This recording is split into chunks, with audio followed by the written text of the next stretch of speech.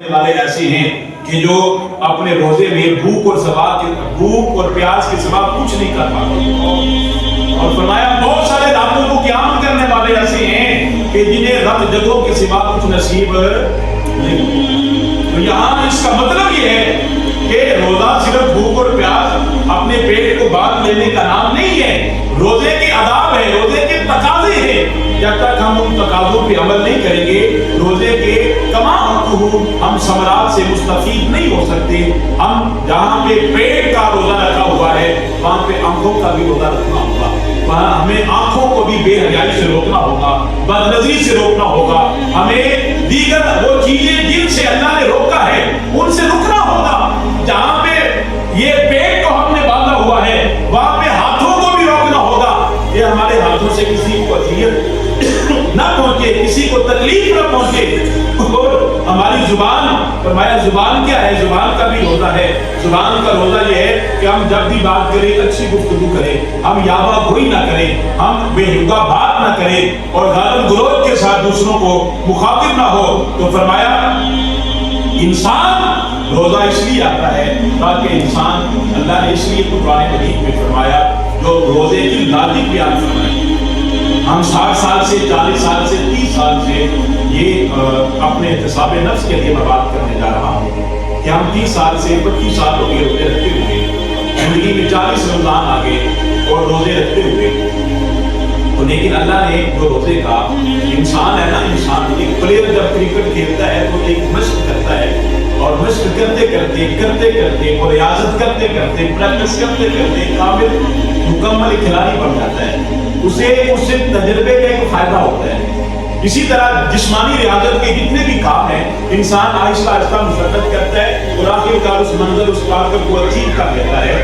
اللہ نے قرآن مجید نے یہ جو روزے کی فرضیت کا حکم فرمایا ہے، اللہ نے فرمایا یا ایھا الذین آمنوا کتب علیکم الصیام کما کتب علی الذین من قبلکم لعلکم تتقون۔ اللہ کہتا ہے روزے اس لیے فرض کیے گئے ہیں تاکہ تم پرہیزگار بنو، تاکہ تم پرہیزگار بنو۔ یہ جو روزے کی مشق ہے نا، یہ اللہ کو ہمارے بھوک اور پیاس کی کوئی حاجت نہیں ہے۔ ہم پیٹ بھر کے کھائیں یا خالی پیٹ رہیں، اللہ کو اس سے کوئی مطلب نہیں ہے۔ تو پتہ یہ چلا کہ ایک مہینہ 29 یا 30 دن جو بھوک اور پیاس کی جو پریکٹس ہے اور یہ جو روزے کے جو مہینہ ہے، اس کا مقصد اللہ نے بیان فرمایا، لاجک بیان فرمائی، لعلکم تتقون۔ اگر انسان پورا سال محنت کرنے کے باوجود سالانہ امتحان میں کامیاب نہ ہو سکے تو وہ فیل قرار دیا جاتا ہے، وہ اگلی کلاس میں پروموٹ ہونے کے قابل نہیں ہوتا۔ تو یارو اللہ ہمیں بار بار کہہ رہے ہیں روزے کا مقصد یہ ہے تاکہ تمہارے اندر تقویٰ پیدا ہو، تقویٰ پیدا ہو، تقویٰ پیدا ہو۔ یارو ہم 30 دنوں کی پریکٹس کے بعد جب 31واں دن آتا ہے تو ہمارے وہی حال احوال ہوتی ہے جو ایک مہینہ یا 11 مہینے باقی ہمارے حال احوال ہوتے ہیں۔ اور فرمایا 30 سال سے ہم روزے کی پریکٹس کر رہے ہیں، تقویٰ پتہ نہیں کہاں ہم سے کھو گیا، تقویٰ کہاں چلا گیا، وہ تقویٰ ہمیں کیوں نصیب نہیں ہو رہا؟ اس کا مقصد یہی ہے کہ ہم روزے کو پورے آداب کے ساتھ نبھا نہیں پاتے۔ اگر روزے کو پورے آداب کے ساتھ ہم نبھا پائیں، روزے کو آداب اور اس کے لوازمات کے ساتھ مکمل کریں، تو نہ صرف اس کے ہمارے انسانی صحت اور جسمانی صحت کے اثرات مرتب ہوں گے بلکہ انسان کی روحانی صحت پہ بھی اثرات مرتب ہوں گے اور انسان تقوی کی دولت سے مالا مال ہوگا۔ تو اللہ کریم کی بارگاہ میں دعا ہے کہ مالک کل جہان ہمیں روزے کے فوائد اور ثمرات سے اللہ ہمیں مستفید ہونے کی توفیق عطا فرمائے، اور اس رمضان کو اللہ پاک ہمارے لیے اور ہمارے خاندان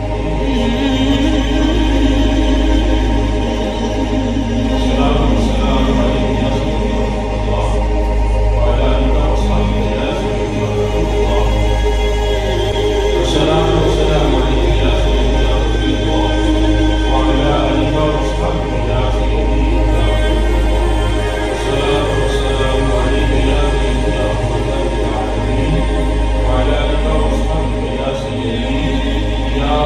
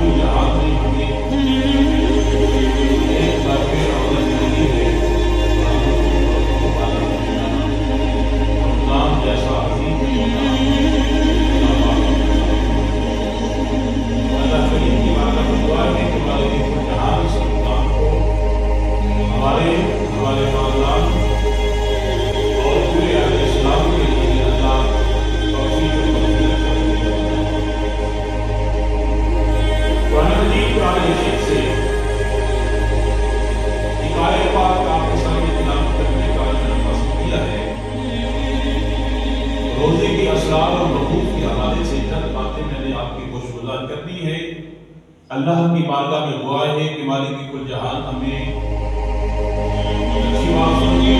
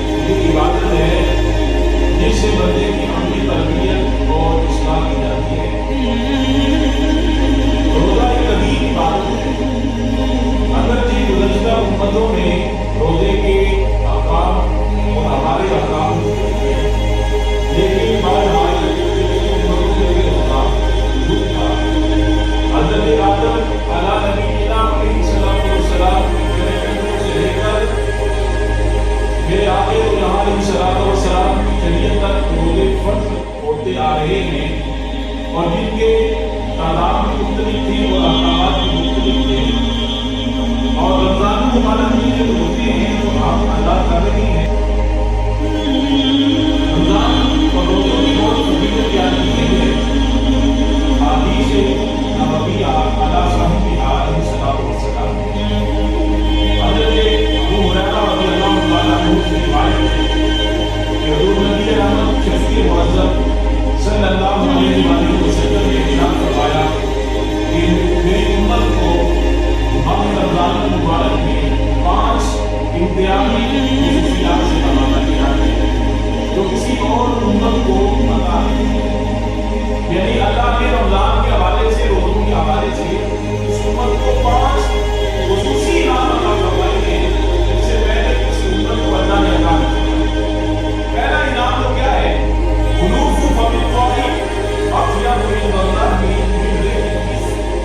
یہ جو روزے دار کی بو ہے اللہ کو مشک اور عنبر سے بھی زیادہ پسندیدہ ہے. انسان جب انسان کا معدہ 16 گھنٹے یا 14 گھنٹے خالی رہتا ہے خالی معدہ رہنے کی وجہ سے انسان کے پیٹ کے اندر اور منہ کے اندر ایک سمیل سی پیدا ہوتی ہے. اللہ نے آخر الجہان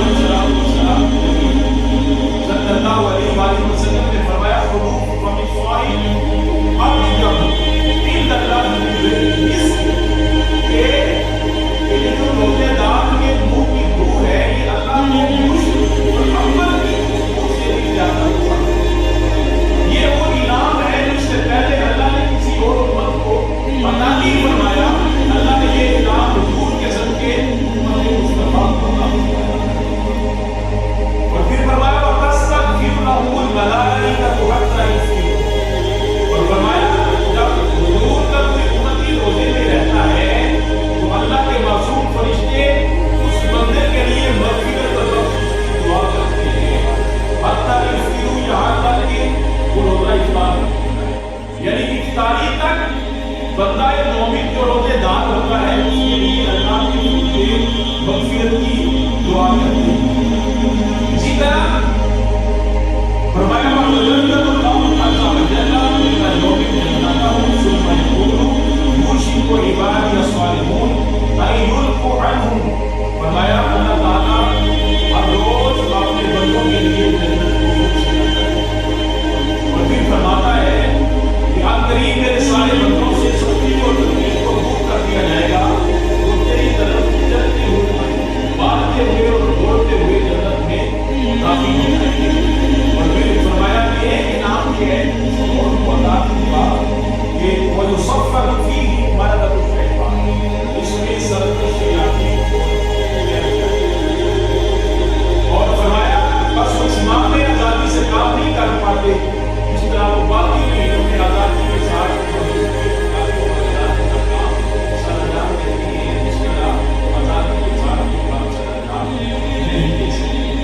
اور پھر فرمایا یہ وہ مہینہ ہے وَيُغْفَرُ لَهُمْ فِي آخِرِ لَيْلِهِ کہ جب رمضان المبارک کی آخری رات ہوتی ہے تو اللہ ان کی بخشش فرماتا ہے. اللہ کیا کہتا ہے؟ بخشش فرماتا ہے. مجلس میں موجود ایک شخص نے پوچھا یا رسول اللہ صلی اللہ علیہ وسلم آپ لیلۃ القدر کی بات کر رہے ہیں؟ یعنی جب رمضان کی رات آتی ہے تو اللہ گناہگاروں کو معاف فرما دیتا ہے.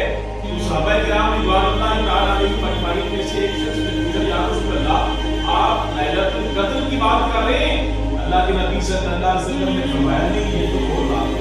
لیلۃ القدر اور ہے، باقی حالات ایسی راتیں ہیں رمضان کی کہ جس میں اللہ گناہگاروں کو جہنم کی آگ سے آزاد فرماتا ہے. فرمایا نہیں، یہ اور رات ہے. فرمایا مزدور جب اپنے کام سے فارغ ہو جاتا ہے نا تو پھر اسے کیا دیا جاتا ہے؟ فرمایا اسے مزدوری دی جاتی ہے، اسے اس کا انعام دیا جاتا ہے.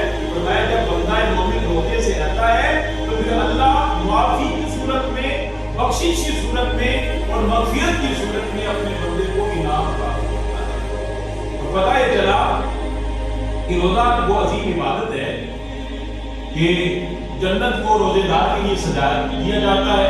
جنت کو خوشخبری دی جاتی ہے کہ اللہ کے بندے تیرے اندر آرام کریں گے.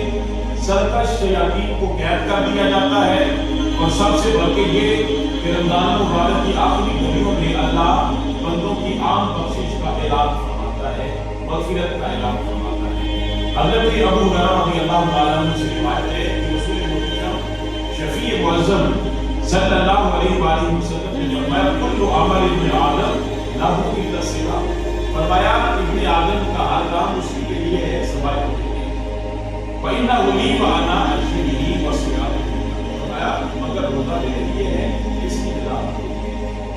اب دیکھیے روزے کے حوالے سے اللہ نے کتنی خوبصورت بات کی. عبادات دیگر بھی ہیں، نماز بھی اللہ کی عبادت ہے اور بہت عظیم عبادت ہے. حج بھی اللہ کی عبادت ہے، زکات بھی اللہ کی عبادت ہے. لیکن روزے کے حوالے سے اللہ کے نبی صلی اللہ علیہ وآلہ وسلم نے فرمایا کہ اللہ فرماتا ہے، یہ حدیث قدسی ہے، فرمایا اللہ فرماتا ہے ابن آدم کا کام اسی کے لیے ہے سوائے روزے کے. روزہ میرے لیے ہے، اس کی جزا میں خود دوں گا. اب دیکھیے باقی علماء فرماتے ہیں نماز بہت بڑا عمل ہے اور نماز اتنا عظیم عمل ہے، لیکن اس کے باوجود اللہ نماز کا اجر و ثواب قیامت کے دن اللہ فرشتوں کے ذریعے حج کا ثواب اللہ فرشتوں کے ذریعے اپنے بندوں کو عطا فرمائے گا. زکات کا ثواب اللہ فرشتوں کے ذریعے اپنے بندوں کو عطا فرمائے گا. لیکن روزہ اتنی عظیم عبادت ہے کہ روزے کا اجر و ثواب اللہ تعالیٰ اپنے نسل کی مدد سے عطا فرمائے گا. اور دوسرا فرمایا الصیام جنہ، روزہ ڈھال. انسان آپ دیکھیں روزے کے عالم میں اور دیگر احکام میں جب ہم روزے سے نہیں ہوتے تو ہماری زندگی میں کیا فرق ہے؟ روزہ ہو تو ہم اپنی زبان کو بھی احتیاط کے ساتھ استعمال کرتے ہیں، نگاہوں کو بھی استعمال کرتے ہوئے بڑا محتاط رہتے ہیں، کسی سے بات کرتے ہوئے اونچا بولتے ہوئے بڑا محتاط رہتے ہیں. اللہ کے نبی نے فرمایا کہ روزہ یہ ڈال ہے، جس طرح جو ڈال دشمن کی بات سے بتاتی ہے اس طرح روزہ انسان کو جب میدان جنگ میں بندہ دشمن کے ساتھ مقابلہ کرتا ہے تو دشمن کی بات سے بندہ ڈال کے لیے کرتا ہے. پتہ یہ چلا روزہ ایک ڈال ہے جو بندے کو گناہوں سے بچانے کا اور پھر فرمایا کہ سوچ کے پر روزگار کے لیے دو کچھ ہوتی ہے. اذا افطر فليحق بفطره واذا لم يفطر فليحق بصومه. فرمایا روزگار کے لیے دو خوشیاں ہیں. پہلی خوشی کیا ہے؟ فرمایا پہلی خوشی یہ ہے کہ انسان جب 16 گھنٹے اللہ کی رضا کے لیے بھوک اور پیاس کو برداشت کرتا ہے اور اپنے معاملات کے زندگی اور معاملات کے کاروبار کے سر انجام دیتا ہے اور بعض اوقات انسان بڑی مشقت کرتا ہے اور مشقت کرنے کے باوجود نہ کھاتا ہے نہ پیتا ہے اور اللہ کی رضا کے لیے یہ 16 گھنٹے گزارتا ہے. صبح طلوع صادق سے لے کر غروب آفتاب تک یہ 16 گھنٹے کے اوقات انسان گزارتا ہے. اور فرمایا روزگار کے لیے دو خوشیاں ہیں. وہ دو خوشیاں کون سی ہیں؟ فرمایا انسان جب اللہ کی رضا کے لیے بھوک اور پیاس کو برداشت کرتا ہے اور جب 16 گھنٹے بھوک اور پیاس کو برداشت کرنے کے بعد جب انسان کے سامنے افطاری کا وقت آتا ہے اور وہ اللہ کی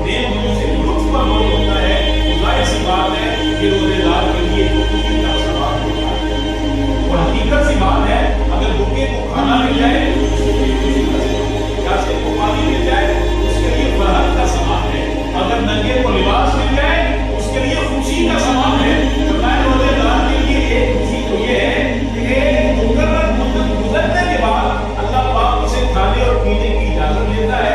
वो अल्लाह की नेमतों से, अल्लाह के रिज़्क से लुत्फ अंदोज़ होता है। एक खुशी ये है। और फरमाया दूसरी खुशी है वइज़ा लक़िया रब्बहू, कि जब रोजेदार अपने रब से कल क़यामत के दिन मिलेगा, वो जो मुलाकात होगी, वो जो खुशी होगी, ये बहुत बड़ी होगी।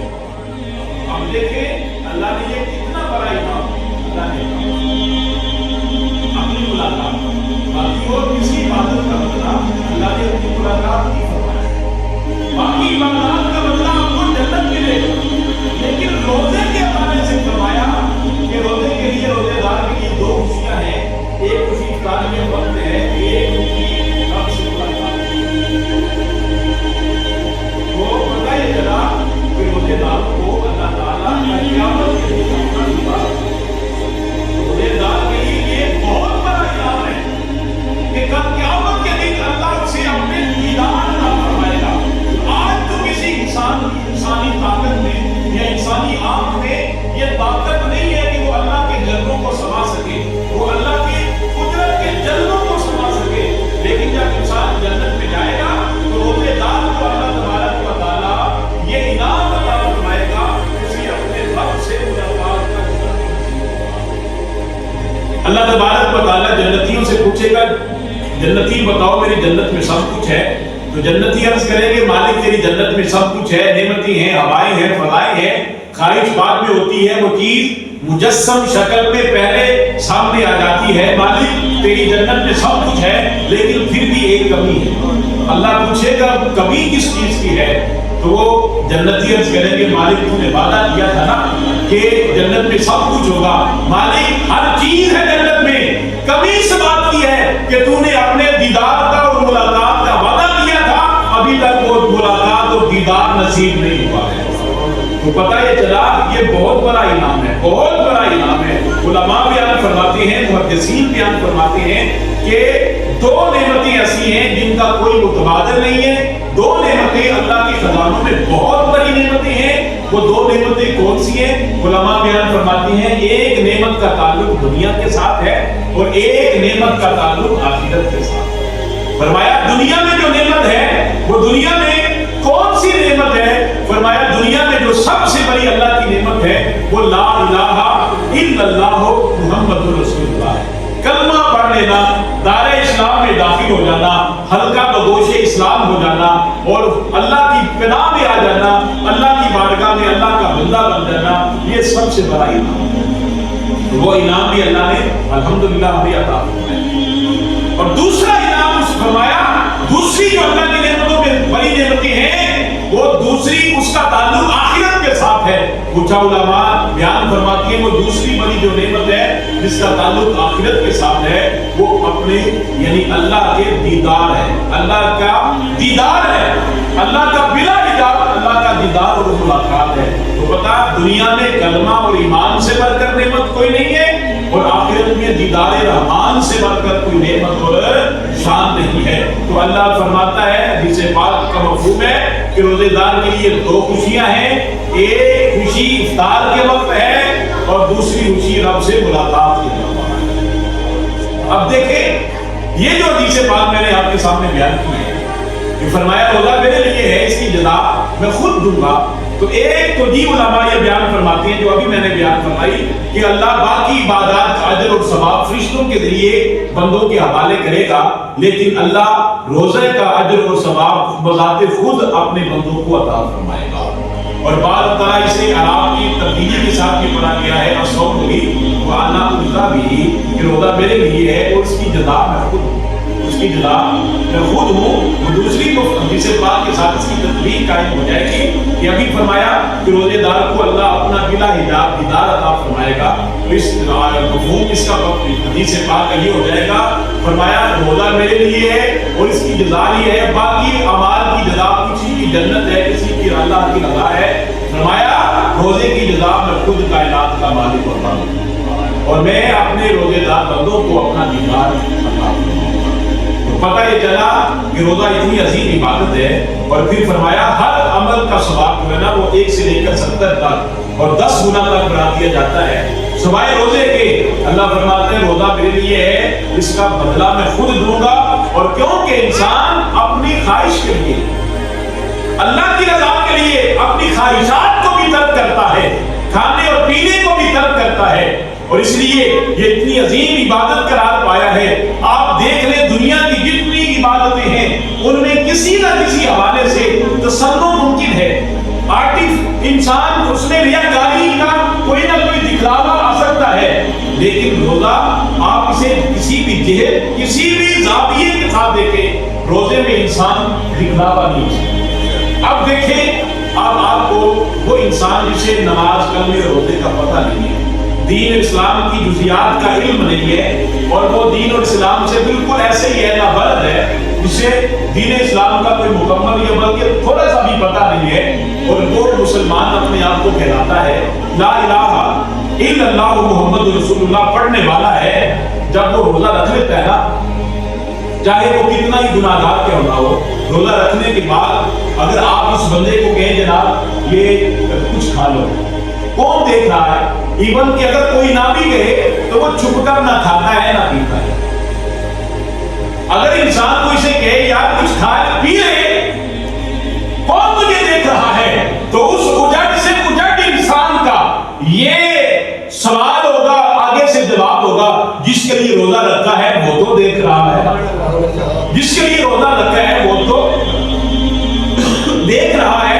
تو اس لیے فرمایا جو روزہ ہے اس میں کوئی دکھاوا نہیں ہے۔ اور یہاں بھی خوبصورت سی بات مجھے یاد آ گئی کہ یہ بہت بڑا درجہ ہے کہ ایک انسان اور مسلمان کے اندر یہ جذبہ پیدا ہو جائے کہ اللہ مجھے دیکھ، یہ بہت بڑا جذبہ ہے۔ وہ جو حدیث اسلام ہے کہ حضور سرور عالم رحمت عالم صلی اللہ علیہ وآلہ وسلم کی بارگاہ میں جبریل امین آئے اور دو زانو ہو کے بیٹھ گئے، یہ پہلے بھی میں نے روایت بیان کی ہوئی ہے، دو زانو ہو کے بیٹھ گئے، اور یہ بہت ساری حدیث کی کتب میں یہ حدیث پاک موجود ہے جسے حدیث جبریل کے نام سے یاد کیا جاتا ہے۔ تو صحابہ کرام کہتے ہیں ایک اجنبی شخص ہمارے پاس آیا جس کے کپڑے بڑے سفید اور اجلا لباس اور خوبصورت شخصیت تھی، حضور کی بارگاہ میں حاضر خدمت ہو کر حضور کے سامنے ایسے بیٹھ گیا جیسے استاد کے سامنے شاگرد بیٹھتا ہے، دو زانو ہو کر بیٹھ گیا اور حضور سے مختلف قسم کے سوالات کر رہا ہے۔ اب صحابہ کرام آپ جانتے خود یہ انسان کی فطرت میں ہے، اگر ہمارے محلے کی مسجد میں کوئی اجنبی انسان آ جائے تو ہم دیکھتے ہیں یہ کون ہے، یہ کن کے گھر آیا ہوگا، یہ کن کا مہمان ہے، یہ کہاں سے آیا ہے۔ تو اسی طرح صحابہ کرام کہتے ہیں کہ ہمارے اندر تجسس پیدا ہوا، یہ بندہ جو حضور کے سامنے آ کے بڑے ادب کے ساتھ سوال و جواب کر رہا ہے، گفتگو شنید ہو رہی ہے، یہ بندہ کون ہے۔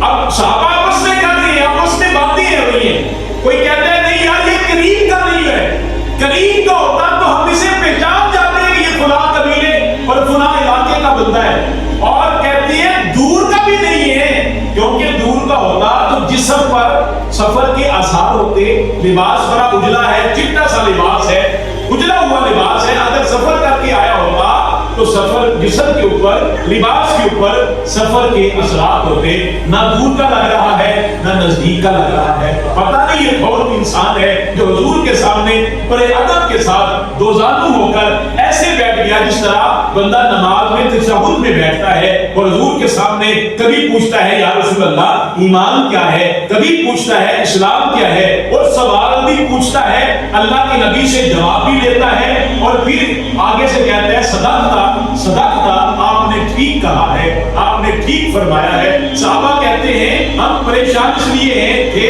کہ نہ تو پہچان میں آ رہا تھا اور اس کا انداز بھی عجب تھا، سوال بھی خود کرتا تھا اور جواب لینے کے بعد اس جواب کی تصدیق بھی خود کرتا تھا، اور پھر اس نے جو سوالات کیے ان سوالات میں ایک سوال جو اس نے کیا وہ سوال یہ تھا، وہ پوچھتا ہے یا رسول اللہ احسان کیا ہے، مال احسان کیا ہے؟ تو اللہ کے نبی صلی اللہ علیہ وسلم نے فرمایا سوال کرنے والے احسان یہ ہے کہ تو اپنے رب کی عبادت اس طرح کرے گویا کہ تو اپنے رب کو دیکھ رہا۔ یہ حضور نے احسان کی اور اسی کے اوپر ایک پورے تصوف کی بنیاد ہمارے صوفیاء نے رکھی ہے، اسی ایک بات کے اوپر کہ اسی جملے کے اوپر پورے تصوف کی بنیاد ہے۔ فرمایا احسان کیا ہے؟ احسان یہ ہے کہ تو اپنے رب کی عبادت اس طرح کر گویا کہ تو اپنے رب کو دیکھ رہا ہے۔ اور یہ بہت بڑا درجہ ہے، اگر کسی کو یہ درجہ نصیب ہو جائے تو وہ درجہ کمال ہے کہ عبادت کرتے ہوئے اسے رب کے جلوے نصیب ہو جائے۔ تو فرمایا اگر یہ درجہ تیرے اندر پیدا نہیں ہو رہا کہ تو اپنے رب کو دیکھ رہا ہے تو کم از کم یہ احساس کو اپنے اندر پیدا کر کے تیرا رب تجھے دیکھ رہا ہے۔ اگر یہ احساس نہیں ہے کہ تو رب کو دیکھ رہا ہے تو کم از کم یہ احساس کو انسان کے اندر پیدا ہونا چاہیے کہ میرا رب مجھے دیکھ۔ تو یہ احسان ہے، کیا ہے؟ احسان ہے۔ اور پھر جب وہ چلے گئے سائر تو اللہ کے نبی نے صحابہ سے پوچھا صحابہ یہ جانتے ہو یہ بندہ کون ہے؟ صحابہ نے کہا اللہ اس کا رسول بہتر جانتے ہیں۔ اب صحابہ کو اگر کسی چیز کا علم بھی ہوتا تو یہ چھوٹے انسان کے بڑے انسان کے سامنے یہ رسالت مآب صلی اللہ علیہ وسلم کا ادب صحابہ نے زمانے کو سکھایا ہے۔ علم ہو بھی تو بڑوں کے سامنے خاموش رہتے ہیں، کیونکہ بڑا جب کوئی بات بتاتا ہے تو پھر وہ تھوڑی سی نہیں جو جواب ہوتے ہیں بلکہ اس کے بہت سے زاویے اور بہت سارے گوشے وہ کھول کے سامنے بیان کرتا ہے۔ تو صحابہ کرام نے عرض کی یا رسول اللہ آپ یا آپ کا خدا بہتر جانتا ہے یہ کون ہے؟ تو اللہ کے نبی صلی اللہ علیہ وآلہ وسلم نے فرمایا صحابہ یہ جبریل امین تھے، یہ جبریل تھے جو ایک عام آدمی کے لباس میں آئے تھے اور دین تمہارا دین تمہیں سکھانے کے لیے آئے تھے۔ اب پتہ چلا جو دین جبریل امین سکھا رہے ہیں ان میں جو پہلا زاویہ حضرت جبریل امین نے امت کو سکھایا وہ بارگاہ رسالت صلی اللہ علیہ وسلم کا ادب سکھایا کہ رسول اللہ صلی اللہ علیہ وسلم کی بارگاہ میں آنا ہے تو ایسے بیٹھنا ہے۔ تو پتہ یہ چلا کہ جو دین کی تعلیم ہے تب آئے گی جب بارگاہ رسالت کا ادب سینے میں آئے گا۔ جب حضور کا ادب سینے میں نہیں آئے گا تو دین کی تعلیم انسان کے اندر گامزن ہو سکتی نہیں ہے۔ تو میں اپنے مدعا پہ آنا چاہتا ہوں۔ فرمایا حضور نے فرمایا اللہ کی عبادت ایسے کر جیسے کہ تم اپنے رب کو دیکھ رہا ہے، یا نہیں تو کم از کم یہ جذبہ پیدا کر کے تیرا رب تجھے دیکھ رہا ہے۔ تو میں یہ عرض کرنا چاہتا ہوں یہ وہ درجہ ہے جو بہت تصوف میں بہت منازل اور بہت طریقت کی منزلیں طے کرنے کے بعد انسان کو صوفیاء کو نصیب ہوتا ہے کہ وہ اس جذبے کے اندر ہوتے ہیں کہ ہر حال میں میرا رب مجھے دیکھ رہا ہے۔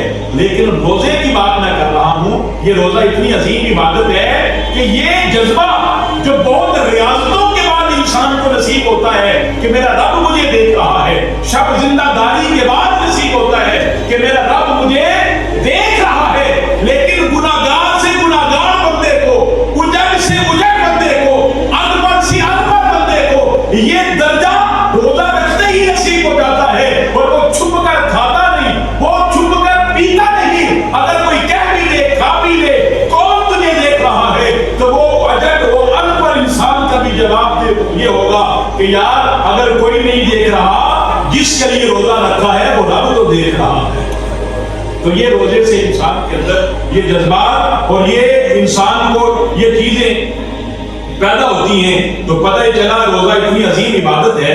اور پھر روزے میں کہ انسان کو احسان کا درجہ نصیب ہوتا ہے، اور احسان یہ ہے کہ انسان کے اندر یہ جذبہ پیدا ہوتا ہے کہ میرا رب مجھے دیکھ رہا ہے۔ تو یہاں پہ روک کر اور خود کو بھی شامل کر کے آپ کو بھی شامل کر کے آپ سے ایک سوال کرنا چاہتا ہوں یارو صرف کیا روزے کی عالم میں رب دیکھتا ہے؟ روزے کے سے باہر بھی ہو تو تب بھی ہمارا رب دیکھتا ہے، گھر میں ہو تب بھی ہمارا رب ہمیں دیکھ رہا ہے، دہلیز سے باہر ہو تب بھی ہمارا رب ہمیں دیکھ رہا ہے، تنہائیوں میں ہو تب بھی ہمارا رب ہمیں دیکھ رہا ہے، خلوتوں میں بھی رب دیکھتا ہے، جلوتوں میں بھی رب دیکھ رہا ہے۔ تو یارو آؤ ہم یہ احساس اپنے اندر پختہ کر لیں، اس یقین کو پختہ کر لیں کہ ہمارا مالک ہر عالم میں ہمیں دیکھ رہا ہے، تنہائیوں میں جہاں کوئی نہیں دیکھ سکتا میرا رب وہاں بھی دیکھ رہا ہوتا ہے۔ اور وہ دلوں کے خیالات جو اٹھتے بعد میں ہیں لیکن میرا رب ان دلوں کے خیالات کو بھی چل رہا ہوتا ہے۔ تو آئیے ہم یہاں پہ تہیہ کریں کہ اپنے اندر یہ جذبہ پیدا کریں گے، ہر عمل سے پہلے ہمارے اندر یہ احساس پیدا ہوگا کہ ہمارا رب ہمیں دیکھ رہا ہے۔ اور حضرت ابو ہریرہ رضی اللہ تعالیٰ عنہ آپ نے ارشاد فرمایا، حضور نے ارشاد فرمایا، روایت کرتے ہیں کہ من صام رمضان ایمانا و احتسابا غفر لہ ما تقدم من ذنبہ، کہ جو بندہ ایمان اور احتساب کے ساتھ خلوص نیت کے ساتھ فرمایا روزے رکھتا ہے، اللہ اس کے پچھلے گناہ معاف فرما دیتا ہے۔